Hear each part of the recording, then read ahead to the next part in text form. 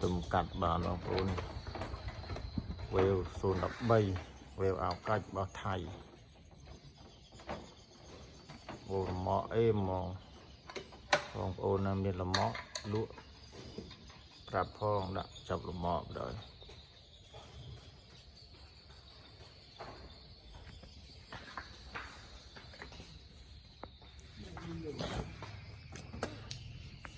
này tùm cắt bàn đây này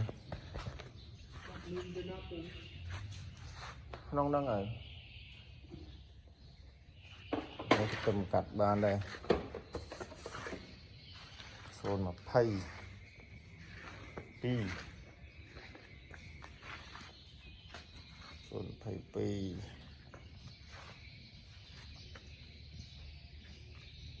chắc là khen riêng cho mà này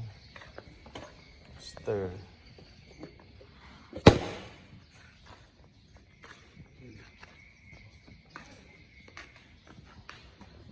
stir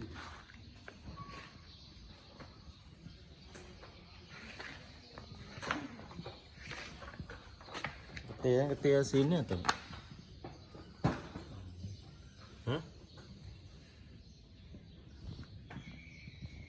mình á mình bánh nè nấu xin đó tem sân bạch dày bạch mờ sân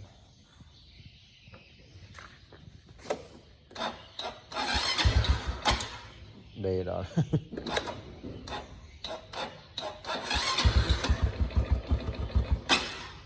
có tôi chả có ra mất để thấy bầy thì chuột nam đã mà em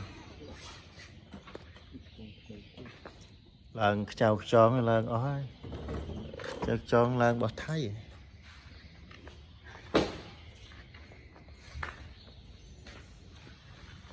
lên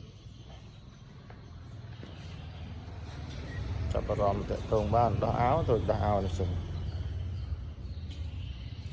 rồi cả ha